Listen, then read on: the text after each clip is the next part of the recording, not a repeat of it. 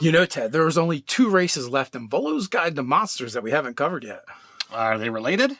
Not in the least. Tabaxi and Triton. So, cats and fish. Well, cats love fish. Bit of a stretch, Ted, but I'll go with it.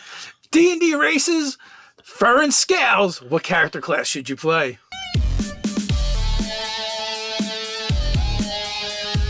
Welcome to Nerdarchy, for nerds, by nerds. I'm Nerdarchy Dave, and as usual, I'm hanging out with this nerd.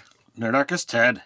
Hey, maybe it's your first time visiting Ted's Basement. It's a place where we like to discuss news, views, and homebrews for 5th edition Dungeons & Dragons. Sometimes we even talk about other role-playing games. So if you don't want to miss a single video, don't forget to hit that subscribe button and to tune to that notification bell. All right, as we talked about, we're going to go through our series where we talk about what character classes should you play for a particular race. We're finishing up Volo's Guide to Monsters. We only have Tabaxi and Tritons left, so we're like, why not put them together? A little TNT action for you guys. I'm sure this video is going to be dynamite.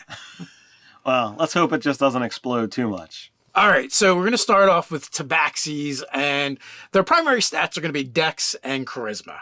So, I mean, this, leads you already down, a certain avenue, but what other features are they getting? Well, our fine feline friends, our cat folk of the D&D world, have a lot of great features. Right off the bat, they're cats. They get dark vision. They also have feline agility, which is a really cool ability because they can double their speed like a cheetah, really, for 1 round, but they can't use this ability again until they spend a round not taking any movement whatsoever. So they can use it a lot. Absolutely. They're also going to walk away, with Cat's Claws and Cat's Talent. So they're going to get a climb speed of 20 feet as well as, unarmed slashing damage for a die 4. And they're also going to be able to get skills in perception and stealth. And 4 languages, they can speak Common and 1 other. I imagine Tabaxi love telling stories, so along the way they pick up another language so they can tell more stories to more people. It's a shame that they don't get their own language, but, they're cats. What do you expect? We will be starting with our expected character classes, and then we'll jump into unexpected character classes. All right, well, Dex, that's going to automatically mean they're going to be good rogues. They're going to be good Dex-based fighters. They're going to make good rangers. They're also going to, with that bonus to Charisma, we're also talking about Sorcerer, Warlock, and Bard. Yeah, any Charisma casters they're going to be good at. Anything that's Dexy, they're going to be good at. So with those 2 stats, though, that does cover a lot of character classes. It does. So now we're going to jump into our unexpected character classes. So we've got, if you want to play the Dexidin, a Dex-based Paladin, they're kind of set up for that. I feel like Circle of Dreams Druid would be kind of thematic. And as a, natural race, an anthropomorphic cat, I think Cleric of Nature is going to, fit well with these guys. The heavy armor that they get doesn't really, match well, but the theme, the concept of it, works really well for me. Yeah, also with that Cleric and Druid, if you wanted to focus on felines more so than anything else, I think it works.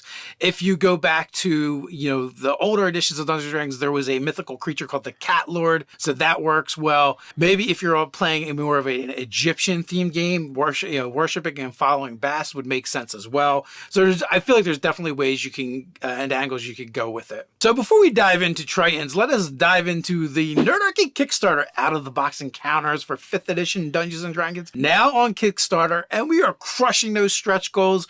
We went from a measly 30 encounters to 55 whopping encounters. We've loaded tons and tons of art into this book. We've got celebrities that are coming in and writing encounters for us. We got a lot of amazing stuff over there. At the time of us recording this, we've already defeated our first boss battle, unlocked that stretch goal to integrate with Fantasy Grounds. So if you want to, use this material over there, it's already going to happen. Not only that, we have several more boss battles that are planned. They're going to be a lot of fun. We can't wait until they're revealed. Heck, they might already be revealed as of the airing of this video. But you can head on down to the description and you can find a link to Out of the Box Encounters.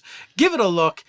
And with that, let's dive into the seas or under the seas and talk about Tritons. All right, so the Triton is one of those races that, winds up getting a +1 to 3 different stats, strength, con, and charisma. That gives them a broad base to work with. Yeah, it actually is unique. I don't think any other race is split that way. So it's definitely different. And, if you're going to go with the point buy, you could bust out 3 16s. I mean, you're going to have 3 8s. But, it depends on what you want. You're likable, you're strong, you're healthy. You're just a little clumsy, not so bright, and gullible. They're going to have a swim speed as well as being able to breathe air and water.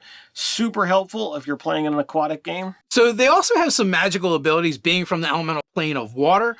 Control air and water. They are going to get fog cloud, gust of wind, and wall of water. First, third, and fifth level is the breakdown, and they can use each of those once per long rest. They're also the emissary of the sea, so anything that breathes water, that's a beast they're going to be able to communicate with. Super helpful, in those aquatic or coastal games. They also have an ability called Guardians of the Depths, which means they have resistance to cold damage and also to the pressures of undersea life. Their languages, they're going to have common and primordial.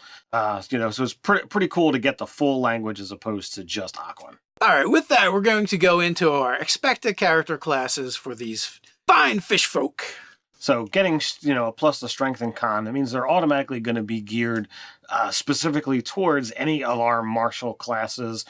So your fighter, your barbarian, your paladin, that bonus to charisma, totally, works with the paladin as well, but then works with any of our sorcerer casters of bard, sorcerer, and warlock. Also ranger as well. They already have some abilities that lend themselves to the exploration pillar for aquatic life anyway. So that works really nice if you're playing a strength-based ranger. So let's look at, what is unexpected for these guys. Because they get such a diverse split, they're actually geared towards playing a lot of different classes. But I feel like cleric, if you go domains of nature, tempest, or war, would be pretty thematic for the Triton. They're kind of described as being militant anyway. I think a war cleric from these guys would be pretty potent, getting that strength and con. But we also don't want to ignore druid, getting so many natural elements, built into it, being able to speak primordial. I think they would make strong druids. And if you went circle of the land and lean towards coastal, you'd lay heavily into those racial abilities that you're already getting. Yeah, they'd all work really nice. But the question is, what do you folks think? How are you playing Tabaxi and Tritons in your games? Tell us about it in the comments. Maybe we missed something. Let us know. Before we head on out, let me take a moment to invite you to join Nerdarchy the Adventuring Party over on Patreon. What can they expect there, Ted?